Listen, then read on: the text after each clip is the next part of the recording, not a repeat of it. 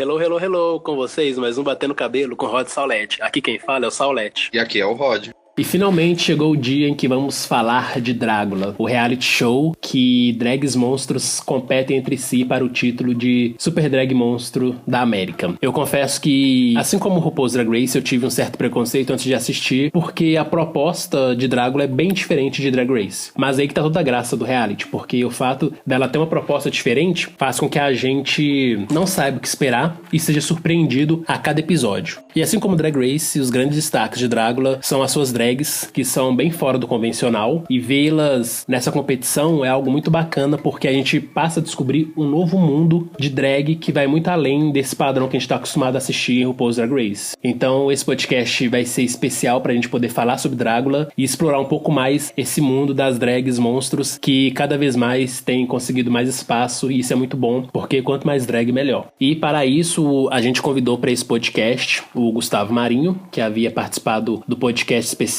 sobre a 11ª temporada de RuPaul's Drag Race, e ele que é um fã assíduo e digamos que entre nós é o expert em Drácula. O Gustavo que vai nos apresentar um pouco mais desse mundo aí de Drácula, que é muito bacana e interessante de acompanhar e fazer parte. Oi pessoal, voltei para mais um episódio. Estava aqui comentando no final da 11ª temporada de RuPaul's Drag Race. E agora, com a 3ª temporada chegando, eu vim para ajudar a vocês, fãs novatinhos, a conhecerem Drácula. Esse programa que tá no ar desde 2016 e que agora estamos indo para a 3ª temporada com mais drags. Estamos cheios de expectativas do que pode acontecer. Então, acho que essa é uma boa oportunidade para você, Gustavo, nos explicar o que é Drácula. Toda vez que eu posto alguma coisa sobre o reality nas minhas redes sociais, seja foto das drags, seja até mesmo notícias sobre a nova temporada que vem aí, eu tenho muitos seguidores que ficam me questionando o que é Drácula, porque as pessoas simplesmente não conhecem. Embora, né, a proposta do reality seja essa mesmo, de ser um reality alternativo, underground, ainda assim eu acho que ele deveria, né, ter uma fama muito maior, e as pessoas acabam não sabendo o que é. Então você poderia explicar pra gente aí um pouquinho do que é Drácula e como que funciona esse reality. Drácula é um reality drag de competição, onde o tema principal é o terror. Ele tá sempre por trás ali dos desafios, das exterminations, e a gente já vai explicar o que são.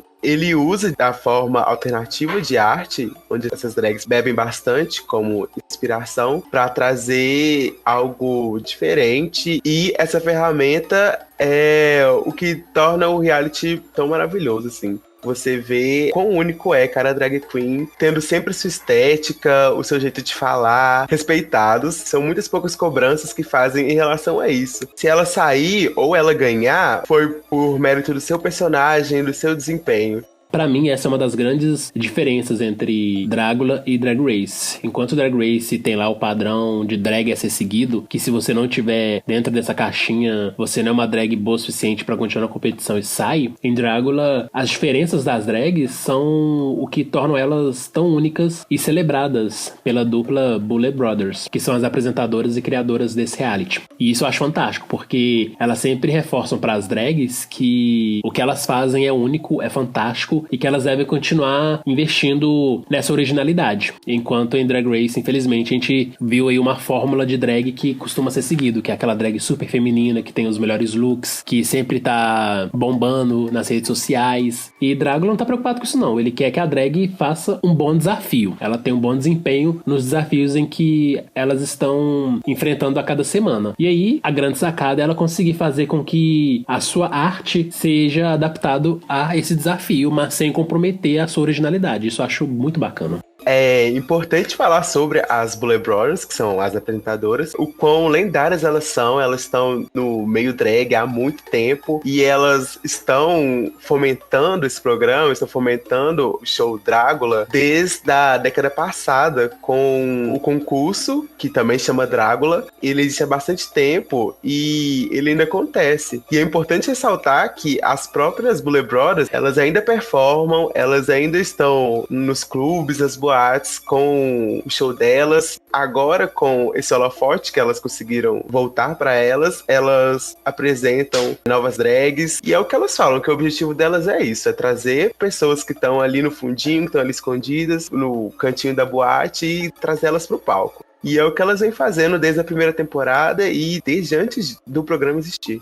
E o trabalho que a dupla Boulet Brothers faz é tão importante e tão impactante assim, que drags que passaram em RuPaul's Drag Race já participaram, né, desse concurso da Boulet Brothers. A Valentina é uma delas, e se a gente pega a estética da Valentina, né, o tipo de drag que a Valentina apresenta, e as drags que a gente vê dentro de Drácula, a gente fica meio que incrédulo, tipo, como assim? São drags tão diferentes? E a Valentina fazendo parte disso é sinal que Drácula não tem esse padrão a ser seguido. Elas simplesmente dão espaço para as drags se jogarem, e saber que a Valentina passou por esse concurso mostra o quão engajadas as Boulet Brothers são em celebrar arte drag. Elas não estão ali para colocar padrões, elas estão ali para celebrar e ajudar as drags a aperfeiçoarem o que elas apresentam.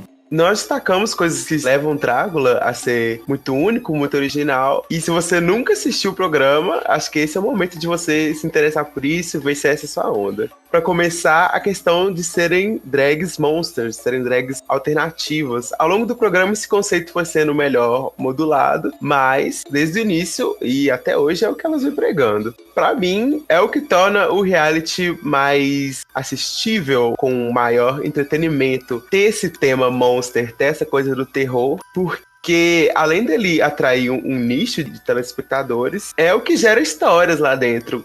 A partir da segunda temporada, antes do início de cada episódio, as Boulet Brothers fazem uma cena curta, a maioria delas homenageando um filme de terror, ou então pegando uma estética de um filme, também já foram usados em outros desafios, e isso pra mim dá um background muito interessante pro programa. O que eu acho importante pontuar nesse momento, assim, pra quem quer começar a ver Drácula, é que é importante a pessoa ter estômago forte. Não que tenha muitas coisas nojentas no programa, mas se você tá acostumado a assistir apenas Drag Race, que tem lá sua estética perfeitinha, talvez Drácula vai causar um estranhamento, porque em alguns episódios a parte do filth, que é uma das categorias que eles prezam pra sua Super Monster, né, que no caso seria a sujeira, a imundície, isso é apresentado de forma mais forte. Então, se a pessoa tem estômago fraco e tal, e, por exemplo, não gosta de ver alguém sendo perfurado por uma agulha, ou então não quer ver uma drag comendo cérebro de uma vaca, então a gente recomenda que nesses momentos a pessoa se retire, ou então passe, porque em alguns momentos Drácula vai apelar aí para uma coisa mais escatológica, mas isso faz parte da graça do programa. As pessoas que forem assistir têm que estar abertas a essa proposta que sai do convencional do que se vê numa TV. E é por isso que Drácula tá na internet, né? Por isso que Drácula tá aí em serviços de streaming, está no YouTube, porque ela não é um programa voltado pro grande público. Porque a gente sabe que o grande público tem uma grande infinidade de pessoas e que essas pessoas vão ter aí as suas restrições. E Drácula é um programa sem restrições. Então, se você for assistir, pelo menos fica o alerta aí de que Drácula não é pra qualquer audiência, mas todos são bem-vindos. O importante é ter a cabeça aberta e saber que você pode ser chocado a qualquer momento. Digamos que esse foi o meu problema, mas não é bem um problema. Foi uma dificuldade de entender ainda o programa no começo. Porque quando eu peguei pra assistir, a gente é acostumado com Drag Race, tá acostumado a ver aquela produção, tipo, perfeita. Em Drácula, pelo menos na primeira temporada, ela não é assim, que o áudio não vai pegar. Mas isso, assim, são alguns detalhes.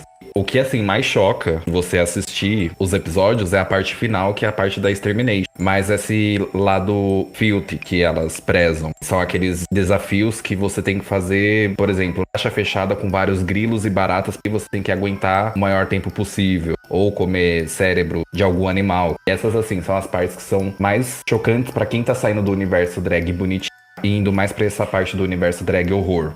O legal, Drácula, é que a gente não tem que ver aquela estética bonita, a estética só feminina. Vão ter drags que prezam um pouco mais pra esse lado. É mais focado no terror, filme de terror dos anos 80, 90, aquelas maquiagens bem exótica, diferente. Maquiagem mesmo assim, de efeitos especiais pra filmes de terror. E isso que é o que mais me chamou a atenção e o que mais me fez gostar da série. Não só isso, mas também pelas drags, pessoas que fazem essa personagem drag.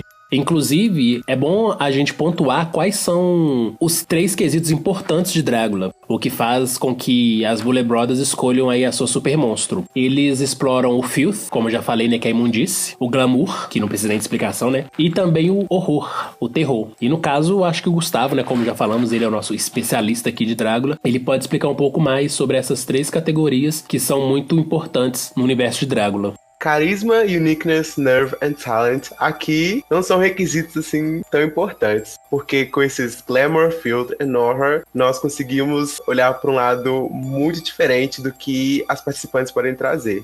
De uma forma mais prática, esses 3 tópicos, eles são usados na final, onde o top 3 fazem performances e é decidido quem é a ganhadora depois disso. Mas ao longo do programa é muito importante que elas consigam equilibrar esses 3 fatores. Pra mim foi uma forma maravilhosa, assim, porque na primeira temporada eles usam isso na abertura e eles vão fomentando isso durante os episódios, e no último episódio você saber que essas são as categorias que elas têm que passar pra chegar na coroa, dá um storyline, dá um quê de tudo foi planejado pra que chegasse nisso, sabe? E espero que durante todo o programa se mantenha. Quando uma drag se inscreve para um concurso, ela já vai pensando no que levar, e para as pessoas que estão assistindo agora, sabendo o cast da próxima temporada, isso já cria uma expectativa muito grande do que elas vão levar e do que elas vão apresentar dentro dessas 3 categorias durante os episódios. Então, já que apresentamos pra vocês o que é Drácula, agora a gente pode explorar um pouco mais cada temporada. E vamos começar, obviamente, pela primeira temporada. A primeira temporada, como já falamos aqui anteriormente, ela estreou em 2016. E quando ela estreou, eu estava bem por fora do que era Drácula. Na época que estreou, eu não dei muita atenção, então eu não acompanhei todo o buzz, toda a repercussão que teve. Mas eu acredito que o Gustavo, já que é o nosso viciado em Drags Monstros, esteve aí acompanhando desde o início e pode nos falar aí como é que foi a reação dos fãs, porque eu acho que assim como Drag Race, o surgimento de Drácula a princípio não foi levado tão a sério, como tudo que envolve obras de LGBTs, a gente infelizmente ainda sofre desse preconceito, até mesmo por conta de pessoas da nossa comunidade que não dão valor para aquilo que nós criamos, tanto que a gente tem um péssimo hábito de eleger cantora cis heterossexual como rainha do vale, tipo, não,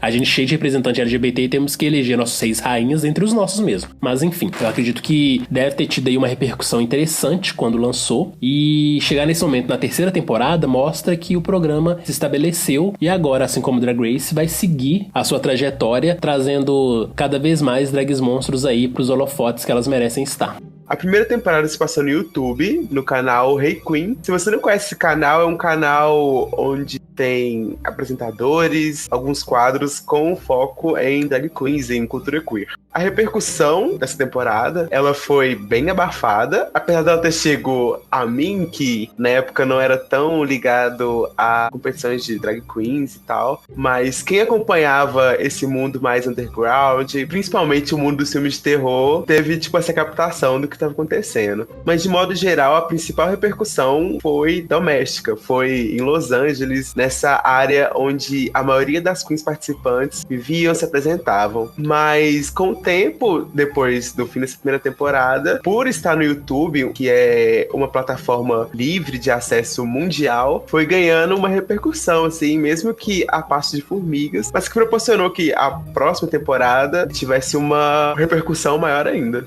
E no caso, assim, da primeira temporada, eu achei que ela foi, assim, mais experimental. Tanto que eu acabei descobrindo, assim, por acaso, porque eu assisti algumas entrevistas no Hey Queen. Aí, por acaso, eu acabei trombando na série, assisti a primeira temporada, mas assisti até a metade porque eu não conseguia me identificar muito bem com o programa ainda. Mas aí, depois de um tempo, eu consegui assistir a primeira e a segunda e eu achei, assim, que o salto entre uma e outra foi muito grande em relação ao montante que elas tinham pra fazer a primeira temporada. Uma coisa bem experimental, mais voltada, assim, pro youtuber, fazendo um programa, assim, voltado pro público.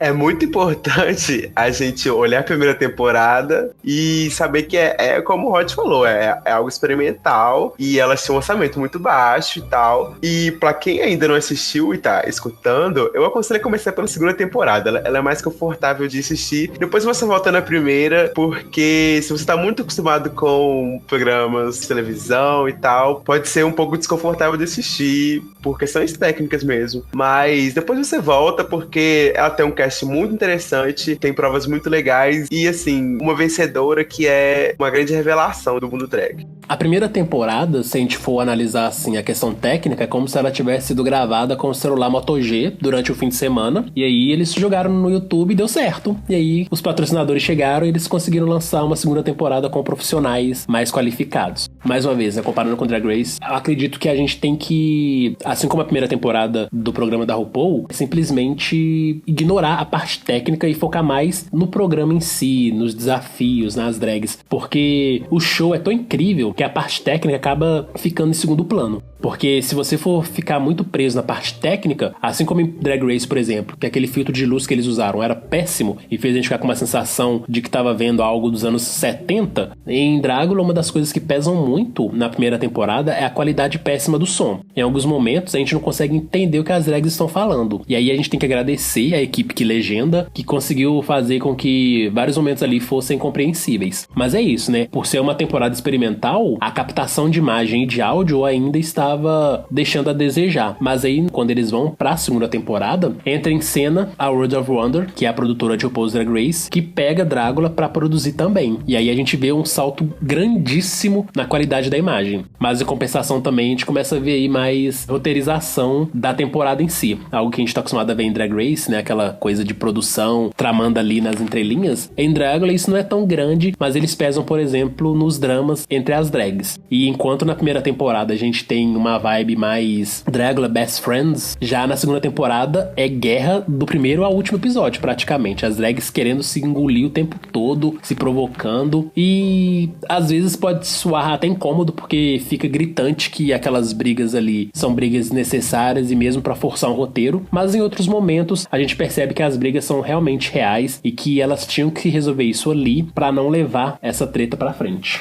Eu achei, assim, que o salto da primeira pra segunda temporada foi, assim, gigantesco em relação às provas finais Extermination. Na primeira temporada não teve, assim, muita coisa demais, mas na segunda temporada eles conseguiram me deixar agoniado, aflito com várias provas, e até teve momentos que eu tive que pausar um pouco pra assistir aquilo, porque tanto a roteirização que mudaram e nessas provas, eu achei, assim, o que mais pesou foi essas Extermination. Então, já que é uma coisa que tem sido muito recorrente aqui, vai lá, Gustavo, explica pra nós o que são as exterminações, as extermination de Dragula. Como em Drag Race nós temos o Lip Sync for Our Life, aqui nós temos as Exterminations, que são as drags com o pior desempenho da semana. Elas participam de alguma prova que vai testar o limite delas, tipo assim, a vontade que elas estão de continuar no programa. É um pouco complicado, por um lado, porque pode parecer um pouco hipócrita colocar drag queens, que são artistas de palco, de maquiagem, pra fazer certas coisas.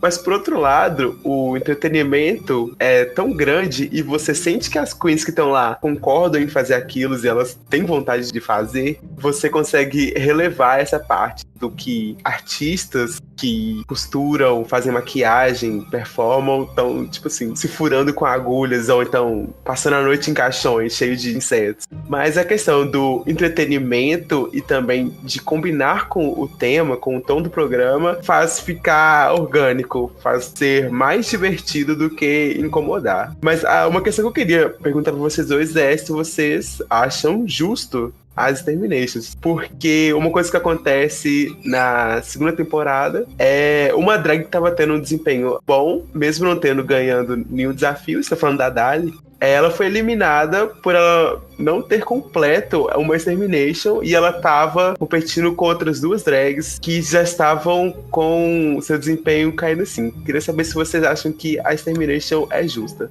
Tem certos tipos de Extermination que eu acho, assim, não que seja, assim, extremamente exagerada, mas tem umas que eu acho exagerada. No caso daqueles de colocar agulha no corpo. Aquilo, pra mim, com certeza, se eu tivesse lá, eu não faria, nem tentaria fazer aquilo. Então, provavelmente, eu já seria eliminado porque eu me recusei a fazer um desafio da Extermination. Nesse caso, também teve na primeira temporada a Loris, que ela era vegetariana, e ela teve que acabar comendo carne em uma Extermination. Então, de certa forma, assim, eu acho algumas provas de Extermination meio injustas, porque algumas forçam mais o seu físico do que uma coisa de criação que elas têm que criar, por exemplo, pra fazer o floor show. Tanto que eu acho que a primeira temporada também até teve uma briga em lama. Realmente algumas se bateram ali, mas não foi com intenção de machucar, mas acabou machucando. Então, acho que algumas provas eles poderiam até rever como que poderiam ser feitas.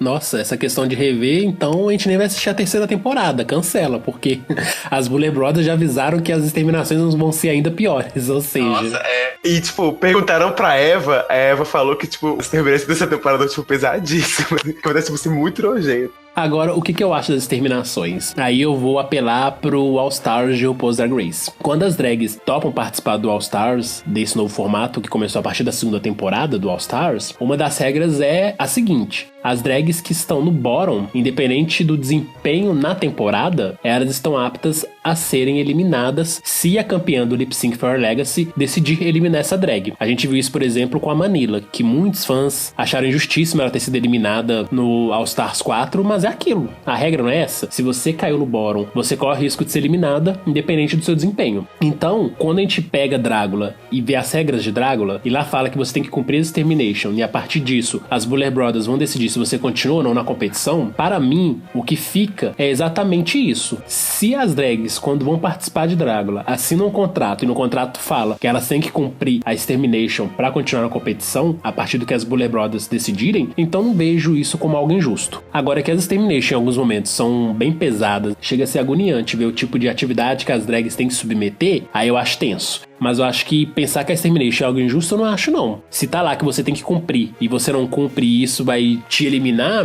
aí realmente vai do que a drag está se propondo a participar do programa. Dragula é um reality alternativo. Ele é um reality que busca aí uma vida underground. Porque a gente tá acostumado a ver só as drags lindas e maravilhosas em teatros superlotados, desfilando com seus cabelos imensos, ou então fazendo malabarismo no palco. A proposta de Dragula é mostrar o que tá rolando na esquina ao lado, em que poucas pessoas costumam ir. E nesse sentido, eu acho que essas drags alternativas, elas estão acostumadas a submeterem a situações mais extremas que drags que estão acostumadas aí com a fama, com o estrelato. Então não acho que a partir do momento em que elas estão ali submetendo a certas exterminations seja algo ruim ou negativo para elas, porque eu acho que é algo que elas já estão esperando. E também aquela questão do livre-arbítrio. Se você não quer e acha que aquilo vai contra os seus princípios ou é algo que você não está disposta a submeter, ok, não participa e aí arque com as consequências. Por exemplo, teve uma extermination que foi de fazer uma tatuagem. Eu achei essa pesadíssima. Eu não tenho nenhuma tatuagem e não tenho vontade de ter no momento da minha vida. Então acho que essa extermination iria me eliminar, porque eu não iria topar fazer uma tatuagem, ainda mais pela proposta lá, que era pra ser uma tatuagem zoada, estilo prisioneiro. Então, como não é o meu caso, eu não queria, eu super não quero, tchau, valeu pela oportunidade. Não acho que a extermination em si seja injusta. Ainda mais se a gente for analisar que Dragula, por mais que seja comparado com Drag Race em vários momentos, ele tenta se mostrar original e não tão preso a essa fórmula que a RuPaul criou, então acho que é muito justo da parte deles terem esses desafios, essas coisas diferentes. E nesse caso, Extermination é essa diferença que eu acho que casou muito bem com o programa. Na primeira temporada, a primeira Extermination é a das drags que ficam presas dentro de um caixão, e aí eles jogam vários insetos nas drags e depois jogam até um líquido nelas, que é pra simular urina, mas a gente sabe que não é urina, né? Pelo menos eu acho que não seja, mas se for também, foda-se. Eu acho que nesse caso, quando a gente viu nesse primeiro momento aí, o tipo de Extermination que as drags teriam que se submeter, eu acho que já deu o tom do que viria daí pra frente. Por mais que algumas Extermination que vieram depois tenham sido meio chocantes, eu acho que a primeira Extermination já nos mostrou que Dragula estava ali pra romper padrões. Então, eu acho que dali em diante eu já fiquei até assim, ok, o que vier é isso aí, nada de ser puritana agora. Essa é a proposta do programa e eu vou abraçá-lo.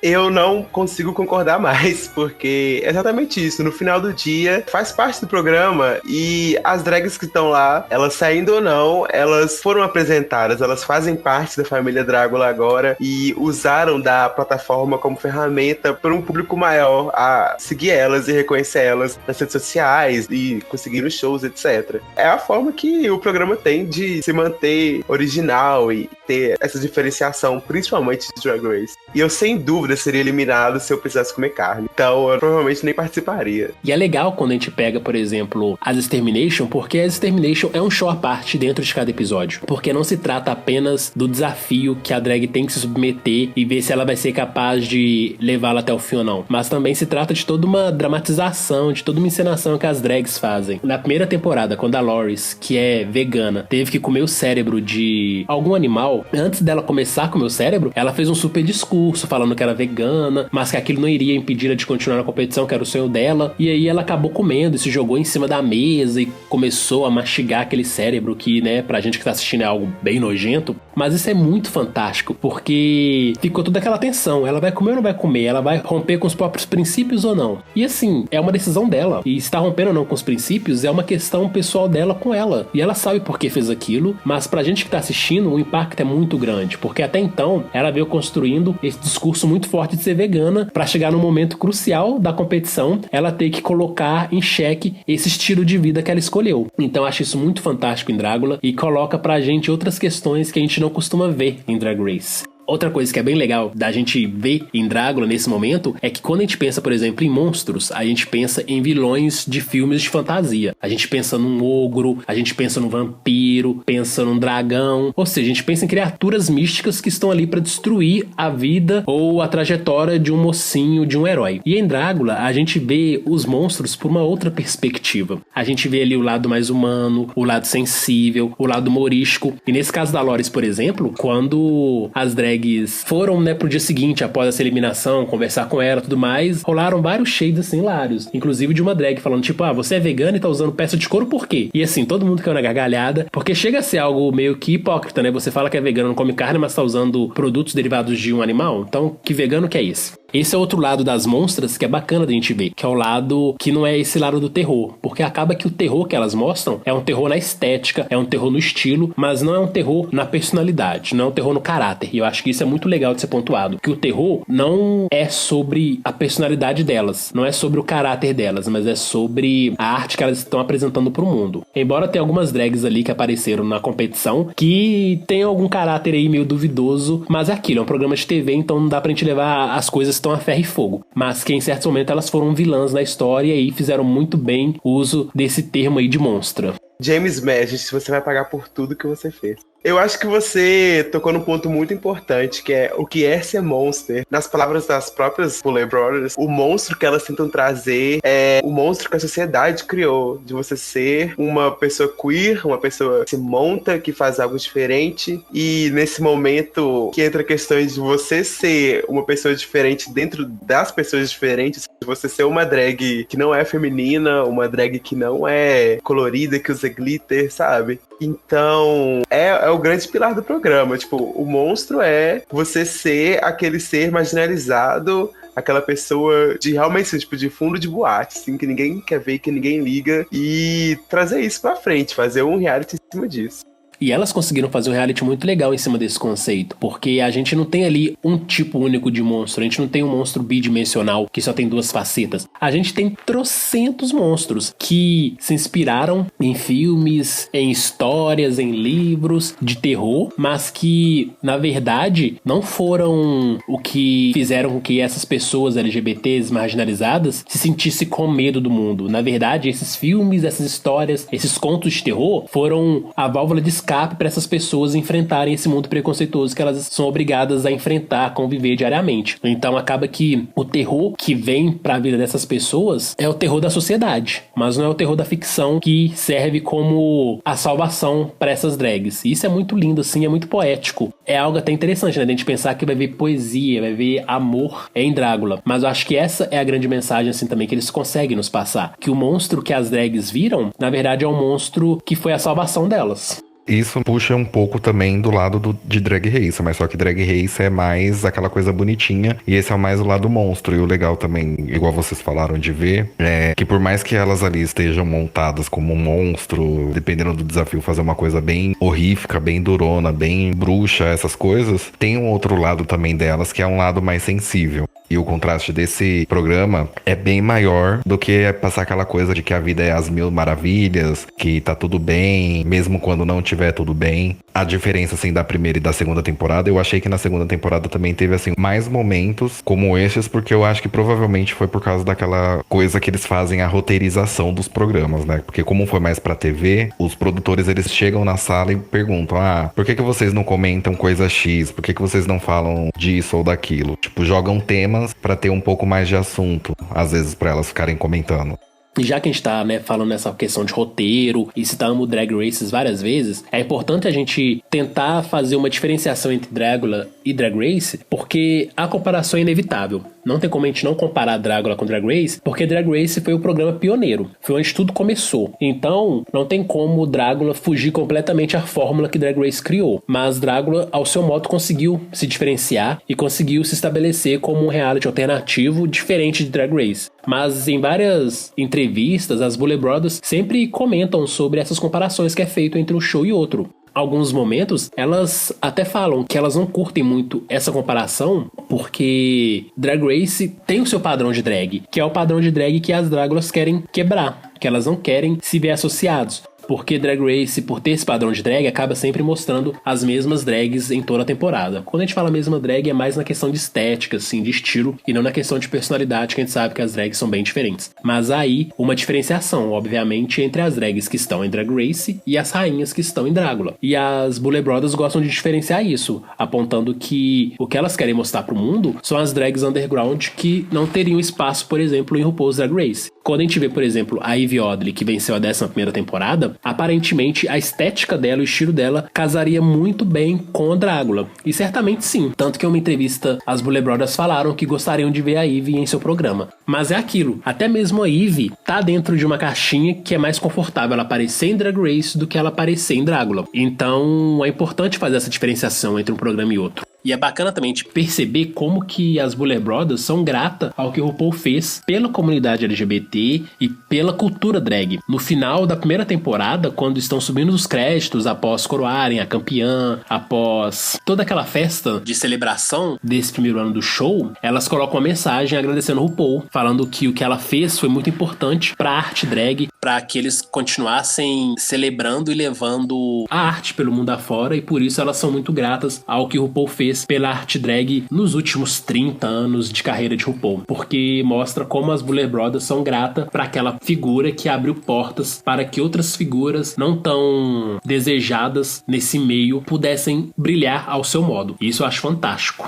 Voltando pra primeira temporada, eu quero saber de vocês os momentos favoritos. Os meus foram as Exterminations já citadas da Loris, aquele discurso enorme sobre veganismo e depois ela batendo com a cara no cérebro, a luta na piscina de lama. Aquilo foi, assim, o ápice do entretenimento. E meu terceiro momento favorito foi no primeiro episódio, quando elas estão entrando e descobriram quem tá no cast junto com elas, quando a Melissa tira o saco do sequestro, assim, da cabeça, e as outras queens estão, tipo assim, super chocadas que a Melissa tá entre elas. Pra gente que é um pouco difícil de reconhecer algumas drags que fazem sucesso na local, mas a Melissa, ela vem de uma casa muito consistente, ela é matriarca e tal, ela já, tipo, é uma lenda, e era muito difícil das queens que estavam lá, tipo, acreditarem. E a primeira frase que a Melissa fala quando ela entra é que ela não tem competição lá dentro. E ao longo do programa, ela é muito questionada se a estética dela é realmente monster, mas a gente vê que não sobra dúvidas entre a atitude dela e do desempenho dela dentro dos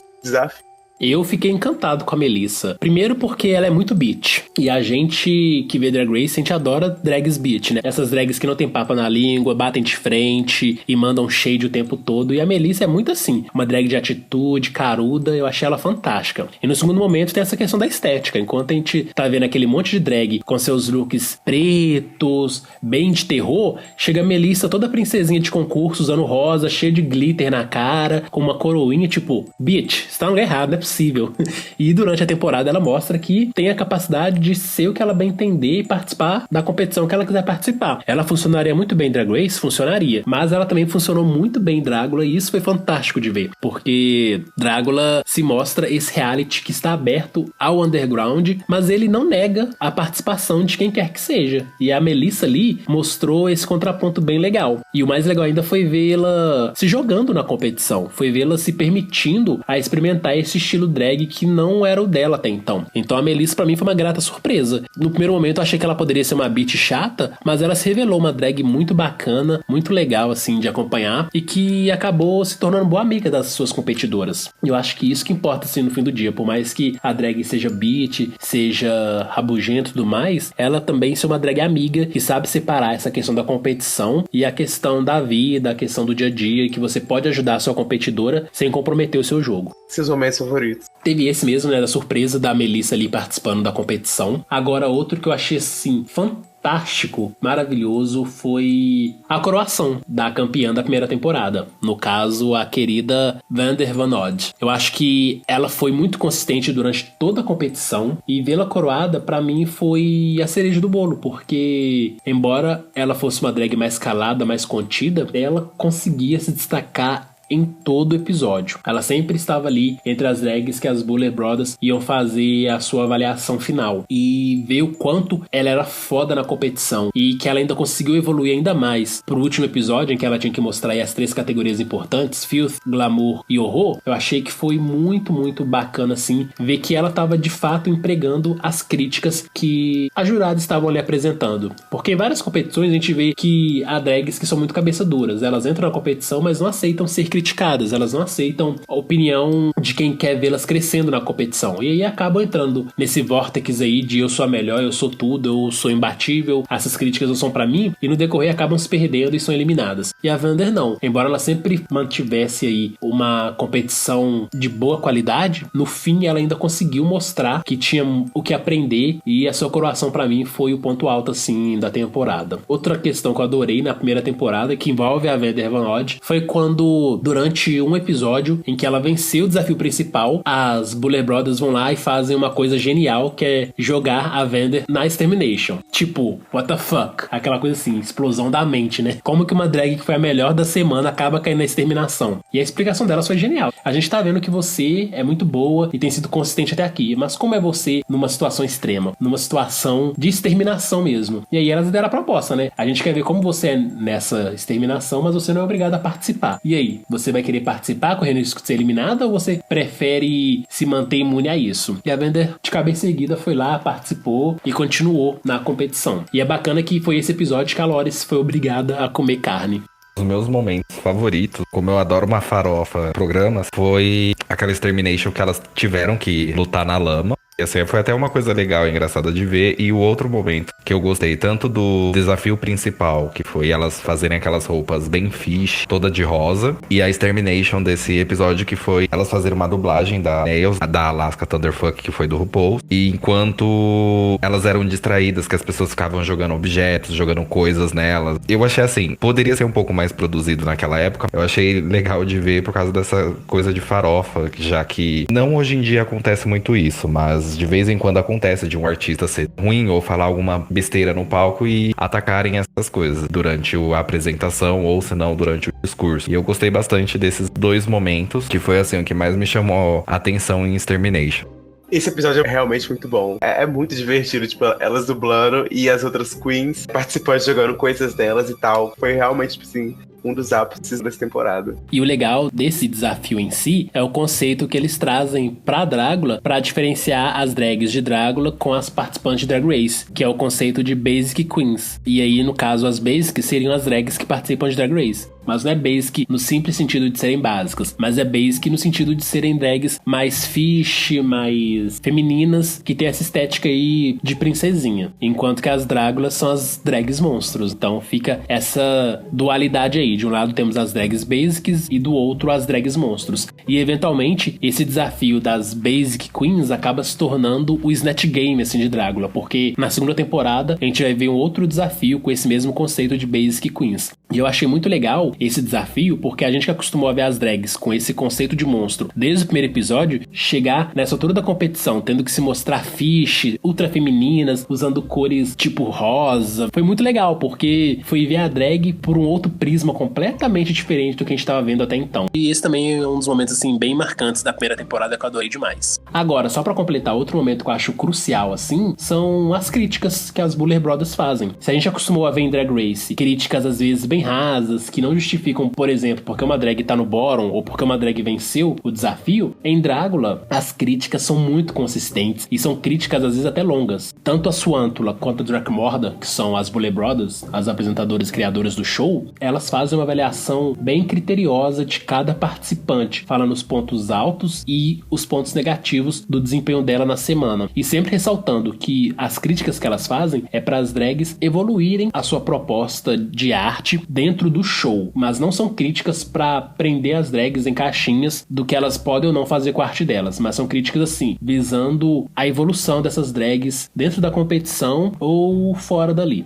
E o que vocês acharam da final? Toda essa questão do Glamour, Filth and Horror e do top 3, que foi formado pela Vander, a Frankie Doom e a Melissa. E também da Vander como a grande vencedora da primeira temporada. No começo eu tive assim um certo problema com a Vander Von Odd. A maioria da temporada ela é mega elogiada. E tinha alguns lies que eu assim, não é que eu não curtia, mas eu não via de certa forma aquilo que as Bullets estavam pontuando durante as críticas dela, durante as provas. Conforme foi passando a competição, assim, ela foi a mais consistente no caso da temporada inteira e ela mereceu ganhar isso. Eu acabei entendendo mais o conceito do programa, que era puxado pra essas 3 palavras. Uma outra coisa assim que eu fiquei meio chateado, mas que não tava no top 3, foi referente a Meatball. No começo eu não entendia, porque ela também era mega elogiada e no final ela acabou sendo eliminada no top 4. Pra mim, eu acho que ela entraria ainda no lugar da Frankie Doom, a Melissa B. Fierce. Eu achei ainda que no começo ela não ia tão longe assim, ela acabou indo, porque ela se propôs a sair dessa caixa que as pessoas colocavam ela como só uma beauty queen e não se expor mais pra esse outro lado de espanto, tipo Sharon Needles. Mas eu gostei do top 3, eu achei assim que a vitória foi mega merecida, tanto pela consistência e pela evolução que ela acabou passando na temporada. A respeito do top 3, acho bem complicado falar, na verdade, por toda a forma com que a primeira temporada foi construída. Eu, antes de assistir Drácula, antes de tomar coragem de fato pra assistir Drácula, meio que fui convencido pelo Gustavo a de fato começar a assistir Drácula. Eu tentei ver certa vez, mas na época não tinha legenda e, como eu havia pontuado, o som era muito ruim. Então eu não conseguia entender o que as drags falavam em vários momentos e isso pra mim comprometeu o entendimento da temporada, então eu não quis assistir. Só que eventualmente eu consegui legenda e aí eu fui assistir, mas porque o Gustavo ficou na minha cabeça o tempo todo falando, assiste porque é melhor de série, assiste por isso, por aquilo, eu tô sofrendo porque Drácula não voltou, não sei o que, e começou a falar tanto na minha cabeça que eu resolvi dar uma chance. Só que é aquilo, quando a gente tem um amigo que fica na nossa cabeça falando pra ver algo, esse amigo sempre vai defender a sua favorita. E quem que era a favorita do Gustavo na primeira temporada? A Meatball. Então, quando eu fui assistir, eu fiquei, gente, essa Meatball tem que ser, sei lá, RuPaul reencarnada, porque não é possível que ela seja tão foda assim do jeito que esse me tá falando. E eu acho que esse é um dos problemas quando a gente vai ver alguma série. É a gente basear o que a gente nem assistiu ainda na opinião de um amigo. Então a gente já fala pra vocês, quando forem assistir Drácula, assistam assim com a cabeça livre. Embora a gente tenha aqui falado um monte de coisa a respeito, tente pegar o principal, que é sobre a diversidade, mas não se prendam muito, por exemplo, aos nossos elogios a uma drag X, porque aí você vai criar muita expectativa com essa drag e essa expectativa pode não ser atingida, e aí eventualmente vocês vão ficar putos e falar, poxa, a galera do Batendo Cabelo é louco, falou que a drag X é boa, a drag não é tão legal. Então tentem separar um pouco as coisas, a nossa opinião pessoal do que a gente realmente acha assim sobre por que é importante a gente assistir Drácula. Mas enfim, o Gustavo fez a minha cabeça falando que a Meatball era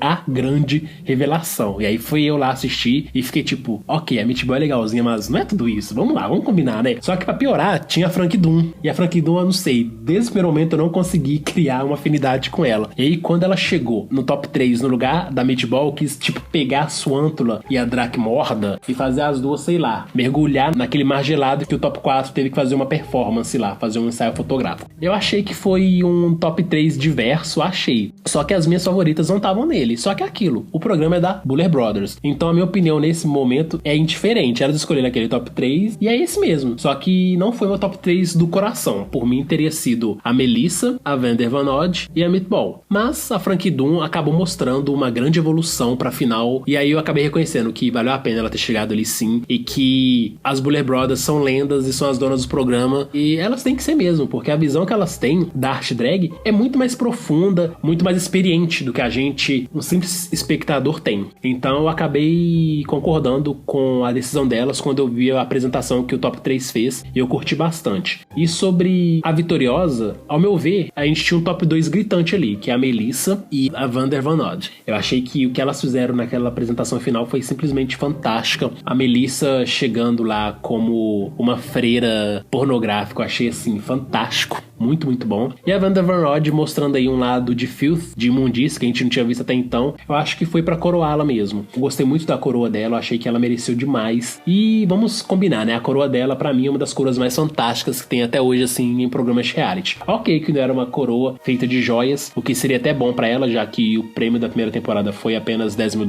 Mas como é um programa underground, não tem muito recurso, então o prêmio por si só já é um prêmio alto. Mas a coroa dela é uma coroa de ossos que eu achei fantástica e que simplesmente combinou com aquele look maravilhoso que ela usou no final. Nesse sentido, só tenho a elogiar. Eu achei que a primeira temporada de Drácula, mesmo tendo aí os seus defeitos técnicos, foi uma temporada muito legal e que deu o tom do que a gente veio a ver depois na segunda temporada e que eu imagino que a gente vai ver ainda mais na terceira. Então só tenho a agradecer mesmo, acho que é uma temporada muito legal e Blues Brothers são de parabéns pelo que elas se propuseram a fazer.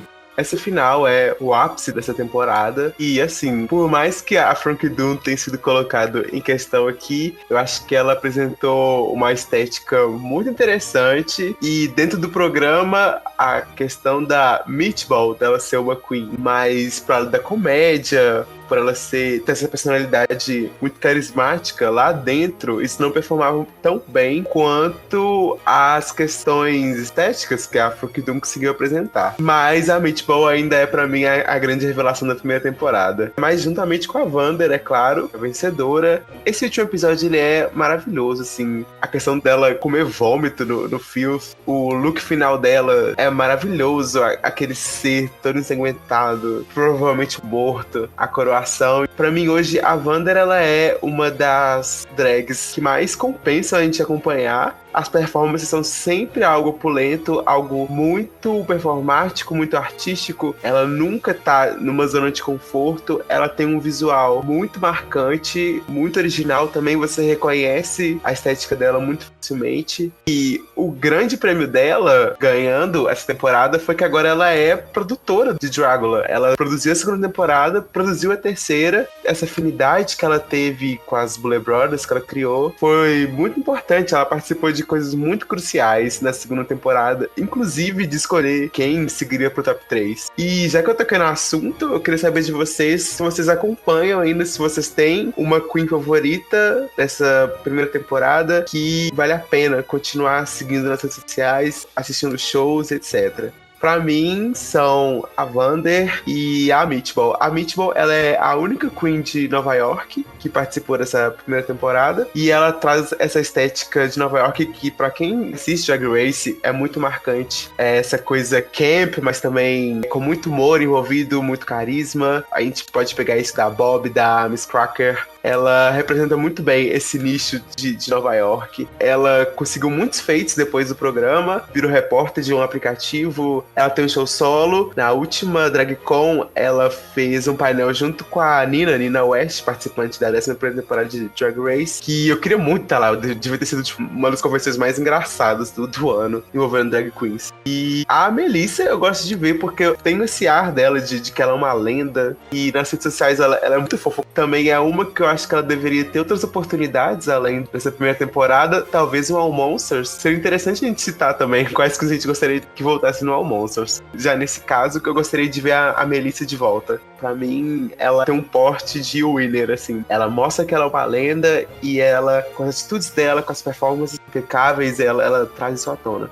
As drags da primeira temporada de Drácula que eu mais curti foram a Vander Van Odd, sim, disparado. A Meatball, com o tempo, eu achei ela bem divertida, bem engraçada. Esse ar aí que você citou de Nova York, bem extravagante, bem comediante, algo assim marcante dela. E também shady, né? Porque ela conseguia aí participar de todos os babados da primeira temporada, mas sem causar um certo desconforto entre as drags. Ela mandava os shades, as drags caíam na risada e isso era divertido demais de acompanhar. E a Melissa B. Fierce, eu acabei também criando um crush nela, porque ela é uma drag muito fantástica, ela é muito criativa e ela realmente faz jus a esse título de ser uma lenda drag. E a Melissa é uma drag que eu acho que tem todo o perfil de participar de Drag Race e chegar no top 3 fácil e quem sabe ganhar. Mas eu não sei se o RuPaul olharia com bons olhos uma drag que já participou de outro reality de competição drag. Mas eu acho que a Melissa, ela tem todo esse potencial aí pra poder participar de Drag Race eventualmente. Se ela quisesse, né? Também tem a questão dela querer.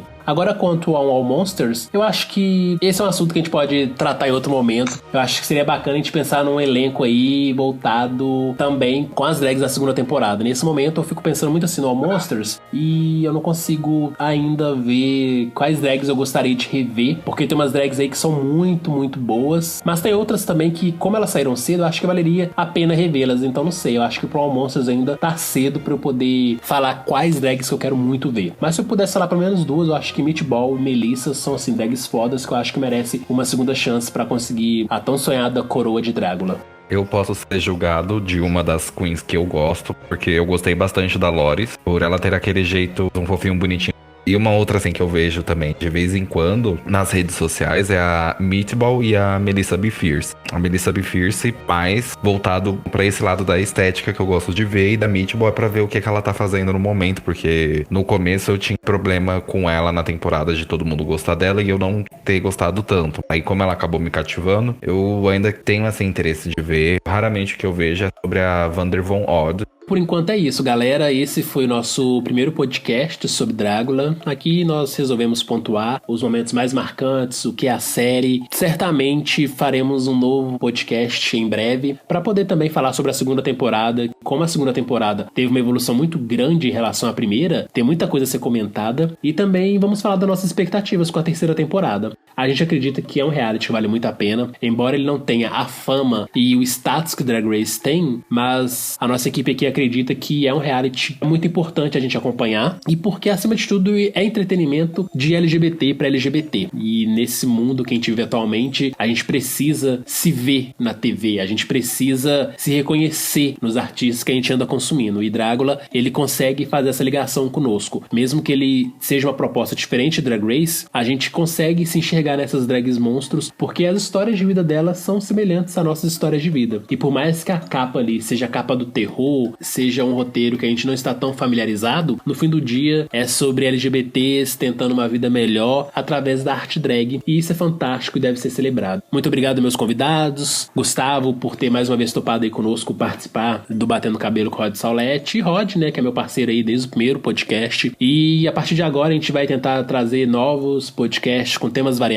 sempre explorando aí cultura, pop, comunidade LGBT e arte drag. E por enquanto é isso, em breve a gente volta com um novo programa pra vocês. Beijão, aqui quem falou foi o Saulo. Foi o Rod. E o Gustavo. Ai, peraí, o Caçolate na hora, filha da puta. E o Gustavo. Inclusive, o Rod pode falar um pouco mais animado, que ele fala, e o Rod, como tipo, nossa. É verdade. Calma aí, eu vou testar um negócio aqui, ver se fica bom. Lá vem ele performar, gerando que é a Mimi. Lá vem a coisa. Come back to Uranus. Só aqui é o Rod, né? Roteirozinho. Tá. Fazer o roteiro final mesmo. Tá, e aqui então deixa o Rod. Então deixa o Gustavo despedir. E aí você, no caso, Rodrigo, despede, falando pra galera nos seguir nas nossas redes sociais. Isso, arrasou. Gustavo é convidado, não tem direito a dar a arroba dele aqui, não. Não me sigam. Tá, vamos lá, eu vou falar. Só fazer um desfecho, igual você fez, tá? Não, eu já fiz o desfecho. Tá, não. E aqui foi o Gustavo. É só falar isso? Mas eu quero que vocês falem com um pouco mais de ânimo, né? Que jeito vocês estão falando. Tá, perdão. Tipo, acordando 6 horas da manhã. E aqui foi o Gustavo. E aqui quem falou foi o Rod. Aproveite também pra seguir a gente nas redes sociais, tanto no Twitter quanto no Instagram, @BCRodSaulete com 2 L's. E até o próximo podcast.